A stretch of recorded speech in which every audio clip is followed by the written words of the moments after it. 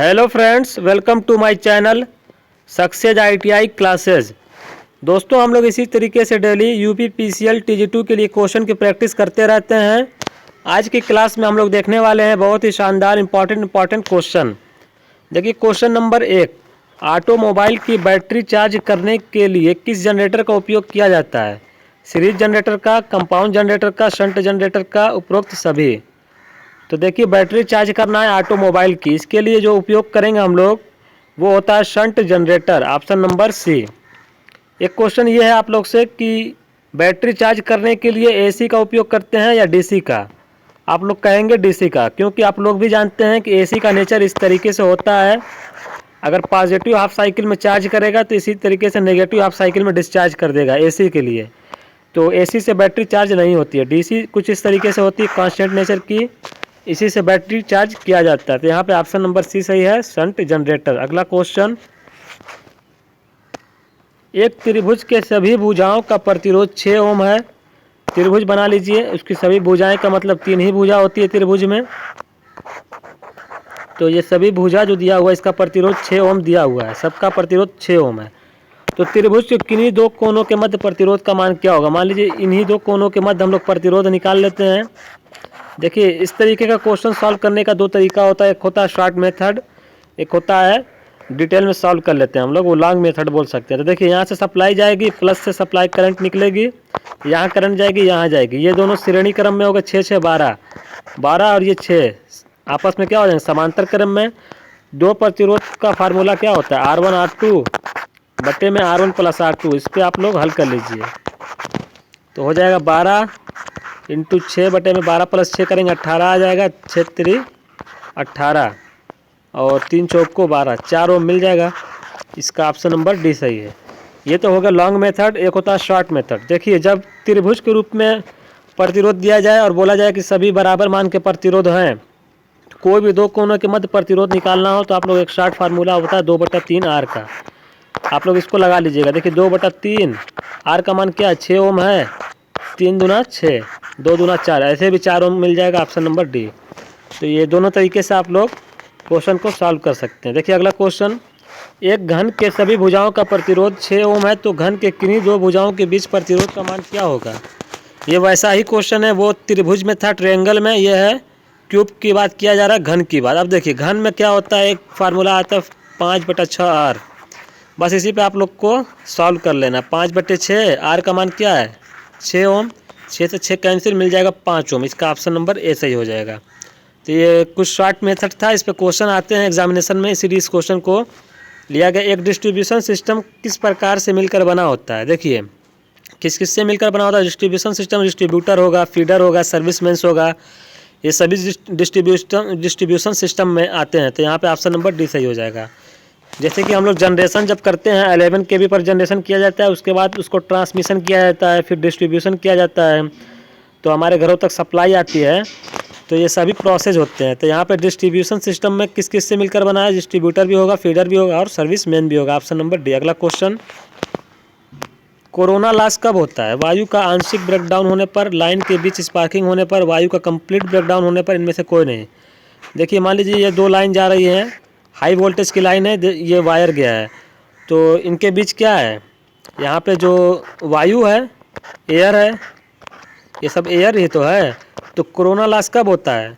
High voltage पर होता है। जैसे कि एयर की अपनी एक डाइलेक्ट्रिक कांस्टेंट होती है, एयर क्या है? इंसुलेटर है, इंसुलेटर की अपना एक डाइलेक्ट्रिक कांस्टेंट का शक्ति होती है, पावर किलो वोल्ट पर एम में।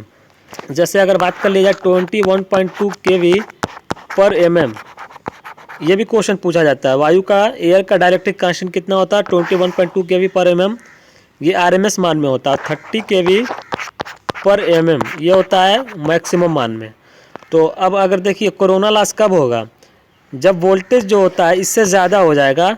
कहने का मतलब जब वोल्टेज ज़्यादा होगा तो इसके ब्रेकडाउन को तोड़ देगा, एयर के ब्रेकडाउन को तोड़ देगा जब। तो एयर जो होता है कुचालक होती है, वो कुचालक ना होकर चालक की तरह बिहेव करेगी, तो इस तरीके से सर्कुलेटिंग करंट फ्लो होने लगती है एयर में भी।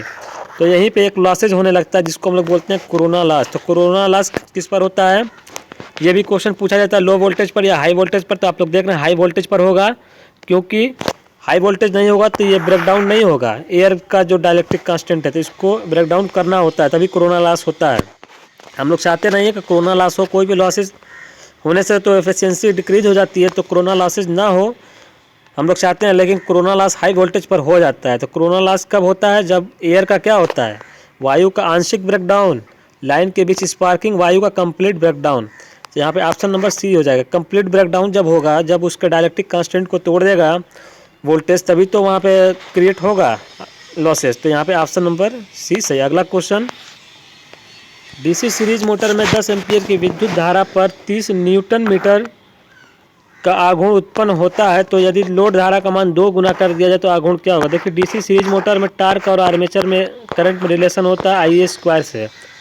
अब देखिए 10 एम्पियर की धारा थी, 30 न्यूटन मीटर का आघूर्ण उत्पन्न हो रहा था। अब धारा को 2 गुना कर दिया जाए, 2 गुना करने का मतलब क्या करेंगे, इसको 20 एम्पियर कर देंगे। तो देखिए इसको जब 2 गुना करेंगे तो 2 आई ए स्क्वायर हो जाएगा, इसका होल स्क्वायर हो जाएगा 2 आई ए का होल स्क्वायर, तो ये हो जाएगा 4 आई ए स्क्वायर होगा। तो कहने का मतलब है क्या, यहाँ पे 4 गुना हो गया टार्क। 4 गुना होने का मतलब 30 था, तो 30 का 4 गुना कर लीजिए, 30 को 120। इसका ऑप्शन नंबर 20 है। 120 न्यूटन मीटर का टार्क यहाँ पर लगेगा सीरीज मोटर में। अगला क्वेश्चन, यदि प्रेरण मोटर में एयर गैप का मान बढ़ाया जाता है तो क्या होगा? देखिए एयर गैप होता है, सप्लाई जब हम लोग देते हैं तो फिर स्टेटर और रोटर के बीच में कुछ एयर गैप होता है। उस एयर गैप में क्या होता है, अगर उसका मान बढ़ाएंगे तो क्या होगा? स्पीड बढ़ जाएगी, स्पीड पे कोई इफेक्ट नहीं होगा, उससे स्पीड कम हो जाएगी, ये भी नहीं होगा। दक्षता बढ़ जाएगी, नहीं होगा। पावर फैक्टर का मान कम हो जाएगा, इसका ऑप्शन नंबर डी सही हो जाएगा। पावर फैक्टर कम हो जाता है एयर गैप बढ़ाने से इंडक्शन मोटर में। अगला क्वेश्चन, देखिए इसमें डीसी शंट मोटर की बात किया है। 10 एम्पियर की विद्युत धारा पर 40 न्यूटन मीटर का आघूर्ण उत्पन्न करता है। यदि धारा का मान 2 गुना कर दिया जाए तो आघूर्ण क्या होगा? आघूर्ण को बोलते हैं टार्क। टार्क डायरेक्टली प्रोपोर्शनल होता है आई ए के। ये शंट मोटर है तो यहाँ पे आई ए होता है, और अगर सीरीज होता तो आई स्क्वायर होता, जैसा कि इससे पहले वाले क्वेश्चन में देखे थे। तो यहाँ पे देखिए 10 एम्पियर की धारा है, उसको क्या किया जा रहा है, धारा के मान को 2 गुना कर दीजिए। तो जब धारा को ये 2 आई ए करेंगे तो टार्क के बीच तो 2 गुना हो जाएगा, डायरेक्टली प्रोपोर्शनल, इसमें स्क्वायर नहीं है। तो 40 न्यूटन मीटर का था, तो 40 का 2 गुना करेंगे 80 न्यूटन मीटर हो जाएगा, ऑप्शन नंबर सी। तो इसका ऑप्शन नंबर सी है। अगला क्वेश्चन देखिए, शंट मोटर में जो टार्क और आर्मेचर करंट के बीच कैरेक्टरिस्टिक भी पूछता है, तो टी डायरेक्टली प्रोपोर्शनल आई ए था, तो यहाँ पे क्या हो जाएगा? शंट मोटर के लिए एक रिलेशन मिलेगा, एकदम लीनियर इस तरीके से मिलता है। अगर ये टार्क है, ये आर्मेचर करंट है, तो यहाँ पे क्या मिलेगा? ग्राफ इस तरीके से मिलता है शंट मोटर के लिए। अगर सीरीज मोटर के लिए देखेंगे तो उसमें क्या था? टी डायरेक्टली प्रोपोर्शनल आई ए स्क्वायर था, तो उसमें जो ग्राफ मिलता है कुछ इस तरीके से मिलता है। यहाँ तक जाएगा, यहाँ पे सेचुरेशन पॉइंट आता है, उसके बाद ये लीनियर हो जाता है। सेचुरेशन पॉइंट के बाद जो होता है डायरेक्टली प्रोपोर्शनल आई ए के हो जाता है सीरीज में भी। वो सभी थ्योरी के क्लास में हम लोग डिटेल में पढ़ेंगे। तो यहाँ पे ऑप्शन नंबर कौन सा मिला? ऑप्शन नंबर सी था। अगला क्वेश्चन, लेवल कंपाउंड जनरेटर का उपयोग किया जाता है इलेक्ट्रिक आर्क वेल्डिंग में, इलेक्ट्रिक ट्रैक्शन में, बैटरी चार्जिंग में, उपरोक्त सभी में। देखिए लेवल कंपाउंड, एक होता है ओवर कंपाउंड जनरेटर जो कि वोल्टेज को बढ़ाता है। लेवल कंपाउंड जनरेटर जो वोल्टेज को मेंटेन रखता है, एक समान वोल्टेज पर काम करता है। और एक होता है अंडर कंपाउंड जो कि कम वोल्टेज पर काम करता है। तो लेवल कंपाउंड है, कांस्टेंट वोल्टेज की श्रेणी में आएगा, तो इससे हम लोग क्या करेंगे? बैटरी चार्जिंग कर सकते हैं, इसका ऑप्शन नंबर सी सही है। अगला क्वेश्चन, मो रिले किस प्रकार की ट्रांसमिशन लाइन में उपयोग किया जाता है? देखिए 3 तरीके का रिले होता है। एक होता है रिएक्टेंस रिले, जिसको बोलते हैं प्रतिघात रिले, शॉर्ट ट्रांसमिशन लाइन में उपयोग करते हैं रिएक्टेंस रिले का। और एक होता है इम्पीडेंस रिले, यहाँ पे आ जाएगा इम्पीडेंस रिले, जो कि मीडियम ट्रांसमिशन लाइन में उपयोग करेंगे। एक होता है लॉन्ग ट्रांसमिशन लाइन, इसमें उपयोग करते हैं मोह रिले। तो यहाँ पे मोह रिले की बात किया है तो किस ट्रांसमिशन लाइन में उपयोग करेंगे? लॉन्ग ट्रांसमिशन लाइन, लंबी ट्रांसमिशन लाइन होती है, उसी में उपयोग करते हैं। शॉर्ट ट्रांसमिशन लाइन में किस रिले का उपयोग किया जाता है? अभी हमने बताया, वो होता है प्रतिघात रिले, जिसको बोलते हैं reactance relay, option number C. अगला क्वेश्चन, इलेक्ट्रिक बल्ब का पावर फैक्टर कितना होता है? इलेक्ट्रिक बल्ब जो होता है, बल्ब का फिलामेंट किसका बना होता है? टंगस्टन का। तो वहाँ पे जो पावर फैक्टर मिलता है, यूनिटी मिलता है, यूनिटी को बोलते हैं 1, ऑप्शन नंबर डी। अगला क्वेश्चन, एक ट्रांसड्यूसर क्या काम करता है? यांत्रिक ऊर्जा को विद्युत ऊर्जा में बदलता है। यांत्रिक ऊर्जा को विद्युत ऊर्जा में बदलने वाला यंत्र होता है जनरेटर। विद्युत ऊर्जा को यांत्रिक ऊर्जा में बदलता है, ये तो होता है मोटर। रासायनिक ऊर्जा को विद्युत ऊर्जा में, ये तो सेल या बैटरी में कॉन्सेप्ट लगता है रासायनिक ऊर्जा का। तो ट्रांसड्यूसर क्या करेगा, एक रूप की ऊर्जा को दूसरे रूप की ऊर्जा में बदल देगा। जैसे कि कोई भी इलेक्ट्रिकल देंगे तो उसको कोई और एनर्जी में कन्वर्ट करेगा। तो एक रूप की ऊर्जा को दूसरे रूप की ऊर्जा में कन्वर्ट करने का काम करता है कौन, ट्रांसड्यूसर। Option number D. अगला क्वेश्चन, इनवर्स ट्रांसड्यूसर क्या कार्य करता है। ये ट्रांसड्यूसर था जो कि एक फॉर्म की एनर्जी को अनदर फॉर्म की एनर्जी में कन्वर्ट कर रहा था। इनवर्स ट्रांसड्यूसर देंगे तो क्या करेगा, वो विद्युत ऊर्जा को किसी अन्य प्रकार की दूसरी ऊर्जा में कन्वर्ट करता है। इलेक्ट्रिकल एनर्जी को किसी अन्य प्रकार की एनर्जी में कन्वर्जन करने का काम करता है इनवर्स ट्रांसड्यूसर। इसका ऑप्शन नंबर डी से। अगला क्वेश्चन, इनमें से कौन एक्टिव ट्रांसड्यूसर है। देखिए दो तरीके का ट्रांसड्यूसर होता है, एक होता है एक्टिव ट्रांसड्यूसर, एक होता है पैसिव ट्रांसड्यूसर। तो यहाँ पे strain gauge, photo emission cell, photo volt, ये दोनों जो दिए हुए हैं पैसिव हैं। फोटो वोल्टाइक सेल जो दिया हुआ है यही एक्टिव। इसका ऑप्शन नंबर सी सही। अगला क्वेश्चन, इनमें से किस में कम्यूटेटर का उपयोग किया जाता है। सिंक्रोनस मशीन में। इसमें तो सिंक्रोनस मशीन में आप लोग पढ़े होंगे अगर थ्योरी, तो इसमें कम्यूटेटर नहीं लगा होता है। सिंक्रोनस मशीन को डब्ल्यू एक्साइटेड मशीन भी कहते हैं क्योंकि स्टेटर और रोटर दोनों पर सप्लाई देते हैं। इंडक्शन मशीन में भी हमारा कम्यूटेटर नहीं होता, ट्रांसफार्मर में तो कम्यूटेटर भी नहीं होता। इसमें भी डीसी मशीन आप लोग पढ़े होंगे। डीसी मशीन के अंतर्गत दो मशीन आती है, डीसी मोटर, डीसी जनरेटर, दोनों में कम्यूटेटर लगा होता है। इसका ऑप्शन नंबर डी सही। कम्यूटेटर काम क्या है, एसी टू डीसी कन्वर्ट करना। एससीआर में कितनी लेयर होती है। एससीआर आप लोग पढ़े होंगे, सिलिकॉन कंट्रोल रेक्टिफायर। तो इस तरीके से होता है पीएन। तो कितनी लेयर है, 1 2 3 4, 4 लेयर होती है। इसका ऑप्शन नंबर डी सही है। अगला क्वेश्चन, एससीआर में कितने जंक्शन होते हैं। देखिए ये 4 लेयर थी, अभी हमने देखा पीएन, और इसमें पूछा है कि जंक्शन कितने होते हैं। तो जंक्शन कितने हैं, एक जंक्शन ये J1 इसको बोलते हैं, इसको J2 और इसको J3, ये 3 जंक्शन होते हैं। तो जंक्शन कितने हो गए, 3। Option number C. Synchronous motor किस गति पर चलती है। सिंक्रोनस मोटर अगर आप लोग पढ़े होंगे तो आप लोग जानते हैं कि सिंक्रोनस मोटर हमेशा कांस्टेंट स्पीड पर चलती है, जिसको हम लोग बोलते हैं सिंक्रोनस स्पीड। तो ऑप्शन दिए गए कि सिंक्रोनस स्पीड से नीचे गति पर नहीं, सिंक्रोनस स्पीड से ऊपर गति पर यह भी नहीं होगा, हमेशा सिंक्रोनस स्पीड पर। ऑप्शन नंबर सी।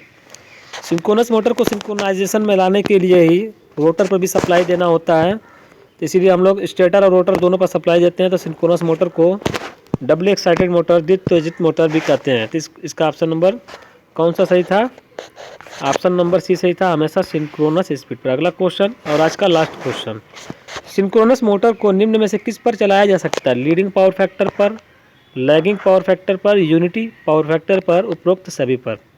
देखिए सिंक्रोनस मोटर को एक्साइटेशन बदल कर हम लोग किसी भी पावर फैक्टर पर ऑपरेट करा सकते हैं। अगर हम लोग ओवर एक्साइटेड करेंगे तो वो लीडिंग पावर फैक्टर पर चली जाती है सिंक्रोनस मोटर। अगर अंडर एक्साइटेड करेंगे लैगिंग पर चली जाएगी।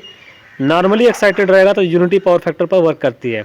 तो यहाँ पे किस पर चलाया जा सकता है, उपरोक्त सभी पर, किसी भी पावर फैक्टर पर ऑपरेट करा सकते हैं। जब हम लोग को पावर फैक्टर में, जब हम लोग को कैपेसिटर का पावर फैक्टर सुधारना होता है, अच्छा करना होता है, पावर फैक्टर करेक्शन करना होता है, तो ओवर एक्साइटेड मोड में चलाते हैं, लीडिंग पावर फैक्टर पर जाती है, कैपेसिटर इंप्रूवमेंट हो जाता है। तो दोस्तों इस क्लास में इतना ही। इसी तरीके की क्लासेस देखने के लिए आप लोग से एक रिक्वेस्ट है दोस्तों कि हमारे चैनल को सब्सक्राइब ज़रूर कर लीजिएगा। फिर मिलेंगे दोस्तों इसी तरीके से अगली क्लास में। तब तक के लिए बहुत बहुत धन्यवाद।